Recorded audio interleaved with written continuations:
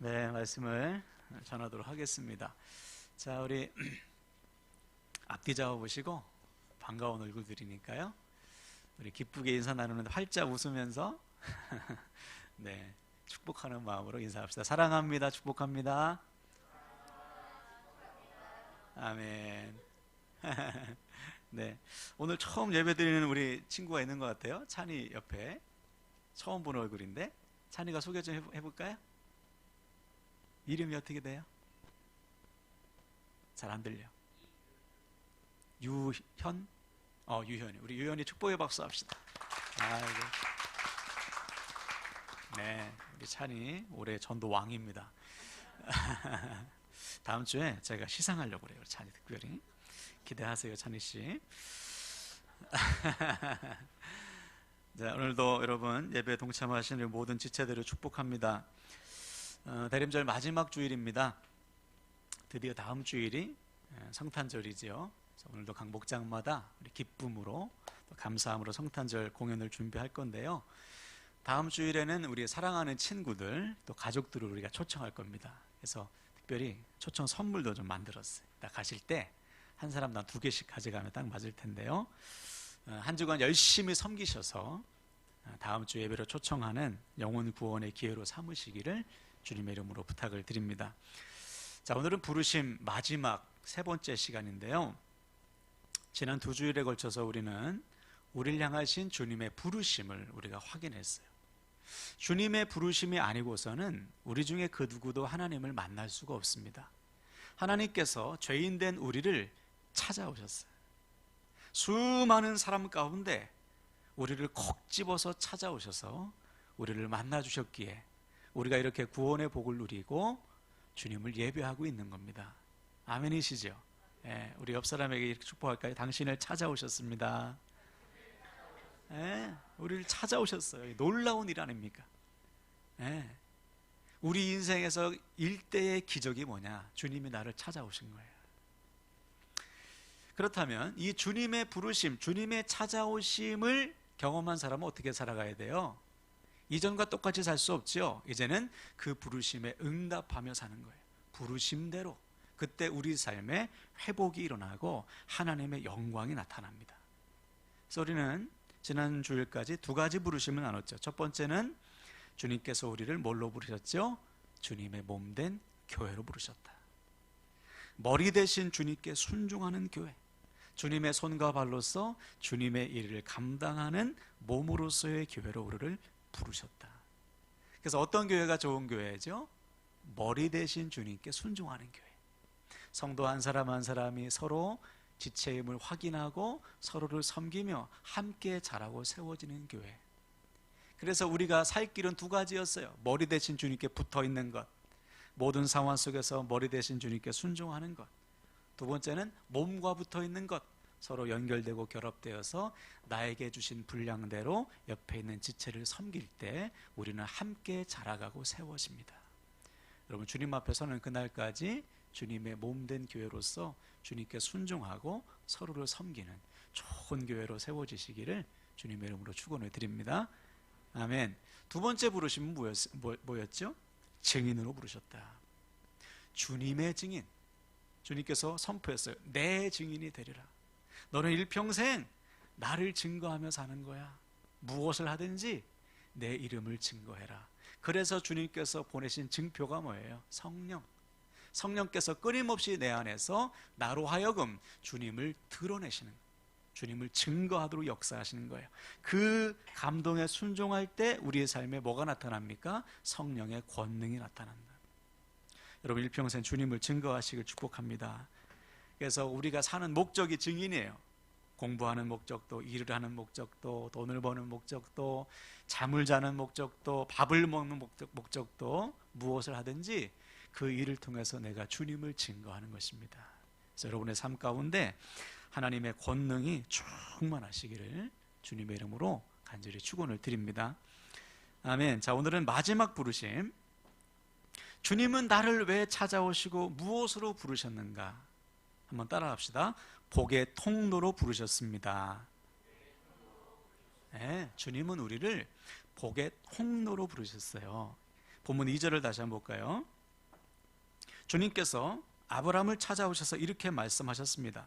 내가 너로 큰 민족을 이루고 내게 복을 주어 내 이름을 창대하게 하리니 너는 복이 될지라. 주님께서 아브라함을 찾아오셔서 놀라운 약속을 주셨어요. 자, 이 약속은 우리 모두에게 동일하게 주신 약속이기 때문에 잘 들으세요. 내가 너로 큰 민족을 이룰 것이다. 그리고 너를 복이 되게 할 것이다. 이 말씀이 도대체 무슨 말씀인가? 우리 현대어 성경을 다시 한번 읽어볼까요? 앞을 보시고. 자, 읽습니다. 시작.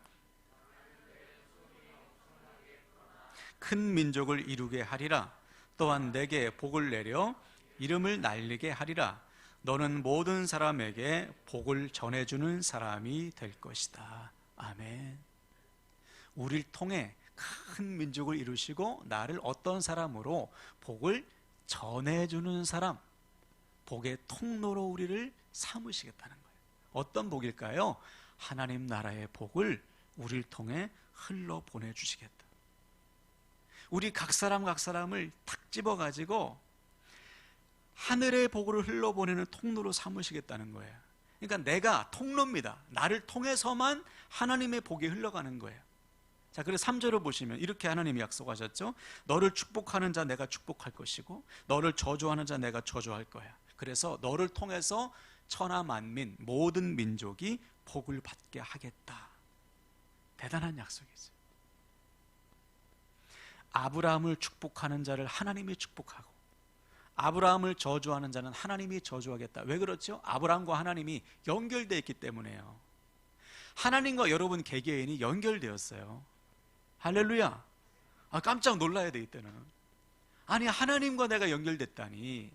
하늘의 복이, 하나님 나라의 그 엄청난 복이 나를 통해서 흘러간다니. 나를 그러한 존재로 하나님이 택하셨다. 놀라운 은혜잖아요. 네. 그래서 나를 통해 역사하시는 하나님을 인정하는 자를 하나님이 축복하시고 나를 통해 살아 역사하시는 하나님을 보고도 거부하는 자는 하나님이 저주하신다. 그래서 나를 통해서만 하나님의 복이 흘러가게 하겠다.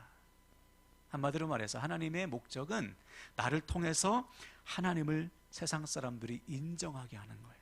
그래서 그들도 아브라함처럼 하나님의 자녀, 하나님의 백성 되길 원하시는 거예요.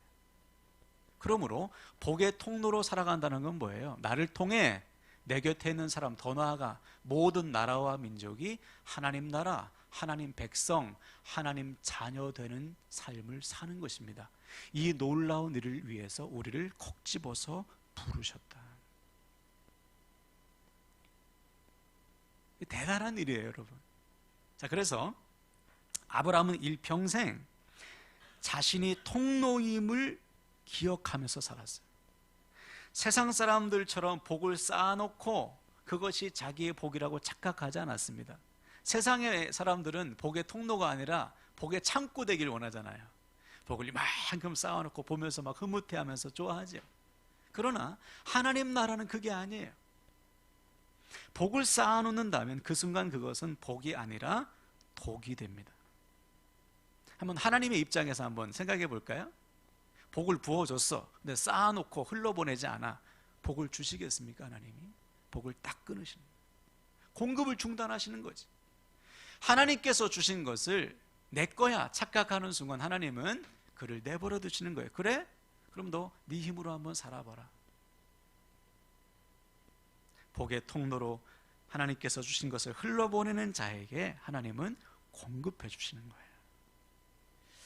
거예요. 그런데 가끔 보면 하나님께서 주신 복을 내 거라고 착각하는 사람들이 있어요. 하나님의 것인데 내 거야. 이건 나에게 주신 복이야. 이렇게 착각하는 분들이 있습니다. 이런 사람들에게 나타나는 특징 중에 가장 뚜렷한 특징이 뭐냐면 자기 자랑이에요. 하나님께서 준 건데 내 것처럼 자랑하는 거예요. 예전에 제가 전도사 시절에 그 장로님 부부를 새벽에 차운행 시켜드린 적이 있어요. 집이 가까워서 교회 갈 때 모셔다 드리고 또 새벽기도 끝나고 오는데 이제 남편이 장로님이시고 부인이 권사님이에요. 근데 이 권사님, 여자 권사님의 특징이 뭐냐면 차를 딱 타고 교회 가실 때까지, 그리고 새벽기도 끝나고 교회에서 다시 집에 올 때까지 자랑하시는 거예요. 아파트 자랑, 집 자랑, 건물 자랑, 돈 자랑, 자식 자랑, 손자 손녀 자랑. 하루도 빼놓지 않고 자랑할 게 얼마나 많으신지 자랑하시는 거예요. 그리고 꼭 내리실 때 저에게 이렇게 말씀하세요. 전도사님, 전도사님도 예수 잘 믿으셔서 저처럼 복 받으세요. 그리고 내리시는 거예요. 전 그때 집도 없었는데 돈도 없고 아무것도 없는데. 이분은 대단한 착각을 하고 있는 거죠. 하나님께서 주셨는데 이게 내 거라고 착각하는 거예요. 물론 하나님께서 우리에게 주신 모든 것은 복이에요. 그렇죠? 하나님께서 우리에게 복 주신 거예요. 그런데 이게 진짜 복이 되려면 이 복이 나를 통해 흘러가야 돼요. 그래서 내 곁에 있는 사람들이 아, 저 사람 복 받았구나, 하나님께서 저 사람을 통해 역사하시는구나, 이렇게 인정해야, 즉 내가 복의 통로로 살아야 그때 비로소 나에게 주신 복이 진짜 복이 되는 것이죠. 만약에 내가 여러분 막 자랑해, 자식 자랑하고 돈 자랑하고 뭐 학벌 자랑하고, 그럼 누가 나를 통해서 하나님을 만나겠어요? 복의 통로가 아니라 복의 걸림돌, 장애물이 되는 거죠.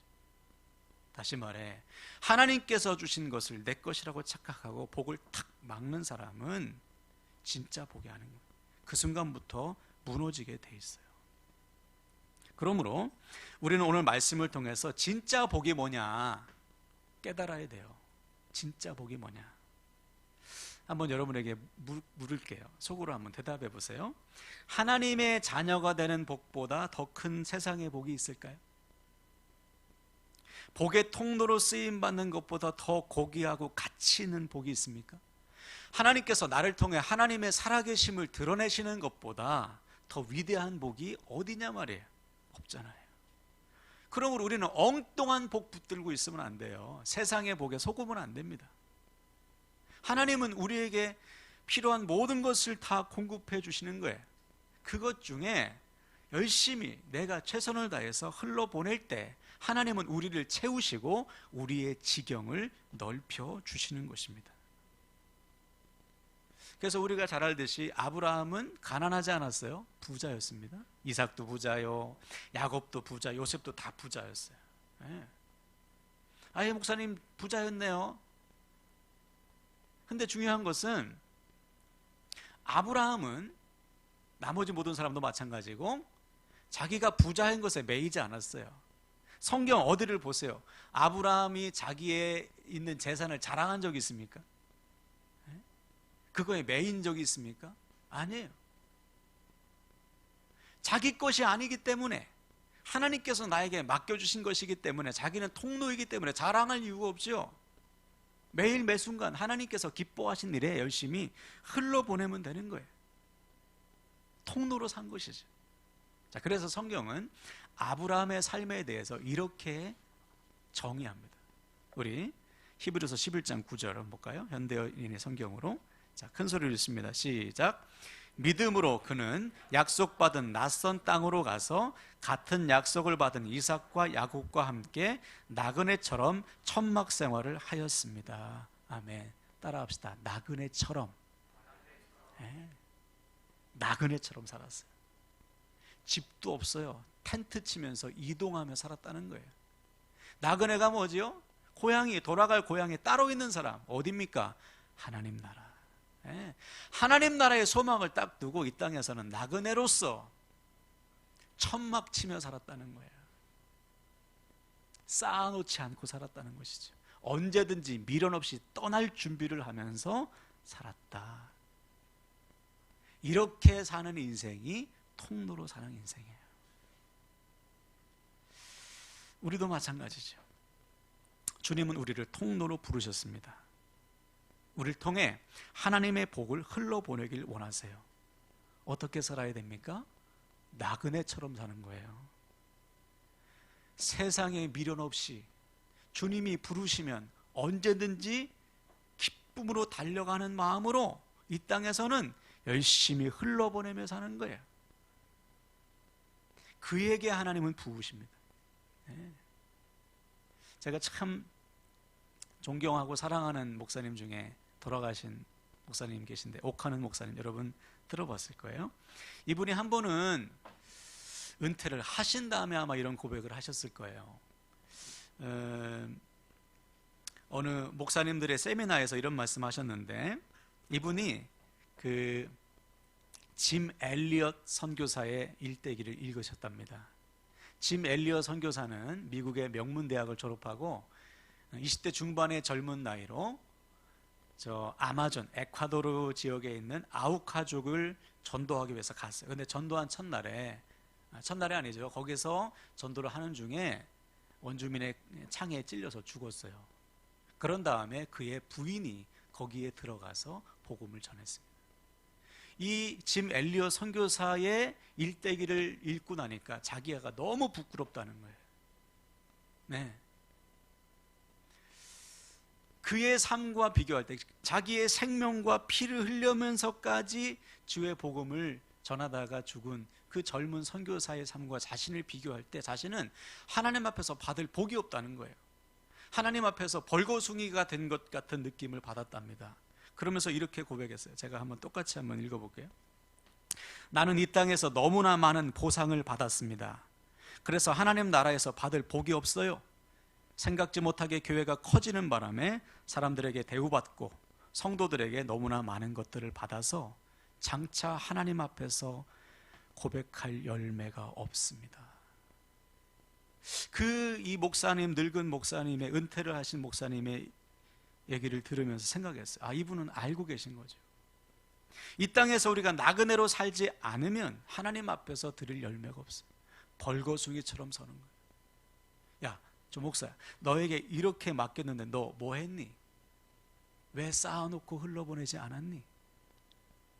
내가 너에게 필요한 모든 것을 공급하고 흘러보내라고 복의 통로로 삼았는데 왜 너는 복의 통로로 살지 못했니? 분명히 하나님이 우리에게 셈하실 거란 말이에요. 그러므로 사랑하는 여러분, 오늘 우리는 우리를 향하신 하나님의 부르심을 확인해야 돼요. 하나님은 우리를 복의 통로로 부르셨습니다. 할렐루야. 우리를 통해 하나님 나라의 복을 흘러보내길 원하세요. 어떻게 해야 됩니까? 부르심대로 살아야죠. 아브라함처럼 이 땅에서는 나그네로서 하나님 나라의 소망을 두고 하나님께서 부르시는 그날을 바라보며 미련 없이 이 땅에서는 얼마든지 흘러보내는 삶을 살아야 돼요. 그것이 적든지 많든지 나에게 맡겨주신 것 기쁨으로 하나님께서 기뻐하시는 선한 일에 열심히 흘러보내며 사는 거예요. 그것이 나그네로서 사는 것이고 통로로서 사는 것입니다. 그때 하나님은 통로된 우리들을 채우시고 지경을 넓히셔서 더 많은 것을 흘러보내도록 사용하시는 거예요. 할렐루야. 네. 그래서 이때 우리에게 요구되는 결단이 있습니다. 우리가 나그네로서 통로로서 살기 위해서는 반드시 이 두 가지 결단이 선행돼야 돼요. 첫 번째는 뭐냐? 1절 한번 볼까요? 본문 1절. 여호와께서 아브라함에게 이르시되 너는 너의 고향과 친척과 아버지의 집을 떠나 내가 내게 보여줄 땅으로 가라. 따라합시다. 떠나야 한다. 네, 주님은 아브라함에게 야, 너 본토 친척 아버지 집을 떠나라 그랬어요. 이 당시는 부족 국가 시대입니다. 부족이, 친족이 내 생명과 재산을 지켜주는 거예요. 그래서 부족을 떠나면 죽습니다. 다른 부족이 해하면 살아날 방법이 없어요. 근데 주님은 떠나라는 거예요. 왜? 야, 이제부터는 내가 네 인생 책임질 거야. 네 부족이, 네 친족이 너의 생명과 재산을 보호해 주는 것이 아니고 이제는 내가 친히 너를 보호해 줄 것이다. 그리고 네 고향은 따로 있어. 하나님 나라야. 이거 알려주는 거예요. 우리가 이 땅에서 나그네로서 복의 통로로 살기 위해서는 내가 지금까지 의지하고 붙들고 있던 모든 것에서 떠나야 됩니다. 맡겨야 돼요, 주님 앞에. 네. 그래야 우리가 통로로 살 수 있어요. 제자들 보세요. 잡은 물고기 배와 금을 다 내려놓고 주님께 나아가잖아요. 떠나잖아요. 내가 의지했던 것, 내가 붙들고 있었던 것 내려놔야 통로로 살 수 있어요. 상식적이잖아요. 내가 붙들고 있으면 하나님이 어떻게 쓰겠어요. 내가 꼭 움켜쥐고 있으면 하나님이 어떻게 이것을 통해 역사하시겠습니까? 내려놔야, 주님께 맡겨야 주님께서 역사해 주시는 거예요. 그래서 주님을 찾아왔던 부자 청년, 그래 네가 영생을 원하는구나, 알려줄게. 네 재산 다 팔아서 가난한 자들에게 나누어 줘라. 그리고 나서 나를 따르라. 그러면 하늘에서 너에게 상급이 임할 거야. 부자 청년에게 생명의 길을 알려줬어요. 너를 내가 지금부터 통로로 삼을 거야. 날 따라와. 근데 이 부자 청년 주님을 따라가지 않았어요. 왜 그렇죠? 여전히 돈이 자기의 삶을 책임져 줄 거라고 착각했기 때문에 결국 그는 영생을 얻지 못했어요. 오늘날도 마찬가지예요. 너무나 많은 사람들이 주님께 맡기지 못해요. 맡기지 않으니 역사가 없습니다. 사랑하는 여러분, 오늘 아브라함처럼 떠나시길 축복합니다. 내가 의지했던 거, 붙들고 있었던 거 다 내려놓고 주님께 맡기실 때 주님께서 우리의 삶을 책임져 주실 줄로 믿습니다. 자, 두 번째 결단은 뭐냐? 4절 보세요. 이에 아브라함이 여호와의 말씀을 따라갔고 롯도 그와 함께 갔으며 아브라함이 하란을 떠날 때에 75세였더라. 아브라함은 곧바로 떠났습니다. 지체하지 않았다는 거예요. 이게 결단, 두 번째 결단이에요. 많은 분들이 이렇게 말씀하실 때가 있어요. 목사님, 저도 통로로 살고 싶은데요, 지금은 좀 그렇고 저부터 좀 채운 다음에 그때 통로가 될게요. 이렇게 말씀하시는 분이 있어요. 말은 되죠. 나부터 채운 다음에 통로가 된다. 절대 불가능합니다. 나눌 때 채우신다니까요. 흘러보낼 때 채우신다니까요. 오병이어의 기적을 한번 봅시다. 주님께서 수많은 남자만 5천 명 이렇게 앉아있는 사람들을 먹여야 되는데 어떻게 먹여요? 어떻게? 빌립처럼 주님 200데나리온 먼저 모아야죠. 모은 다음에 나눕시다. 평생 못해요. 주님 보리떡 5개, 물고기 2마리, 요거밖에 없어요. 안드레, 그러나 이거 주님 손에 드립니다. 보잘것없는 것, 나에게 있는 것, 이것도 하나님 앞에 맡길 때 하나님이 5천 명을 먹이고도 남을 수 있는 역사를 이루시는 거예요. 할렐루야. 네. 성경에 그냥 똑같이 나와 있잖아요. 지금 순종하는 것, 지금. 나중이 아니라 지금 나에게 주신 것, 하나님께서 기뻐하신 일에 흘러보낼 때 하나님은 기쁘게 받으시고 우리를 쓰신다. 지난번에 잠깐 말씀드린 가수 션씨, 이분이 예전에 했던 인터뷰를 제가 우연히 봤어요. 그때 담당 프로그램 PD가 물었습니다. 션씨 요즘 그 아동 후원한다면서요. 아동 후원 컴패션을 통해서 몇 명 하고 계세요? 물었어요. 몇 명쯤 할 것 같아요? 놀랄 준비하시고 904명을 한답니다. 그 당시에 2016년도에 한 사람당 3만 원씩만 해도요 2,700만 원이에요. 아유, 그 사람 돈 많으니까. 아니에요. 처음부터 900명 했겠어요. 한 명부터 시작했겠죠. 하나님 더 하고 싶어요. 더 하고 싶습니다. 더 섬기고 싶습니다. 하니까 하나님이 감당할 만큼 그의 지경을 확장시켜 주신 거예요. 이게 하나님 나라의 원리예요. 내가 복의 통로로 살면 하나님은 나를 통해 역사하시는 거예요. 그래서 이번에 우리 교회도 추수감사원금을 나눴어요.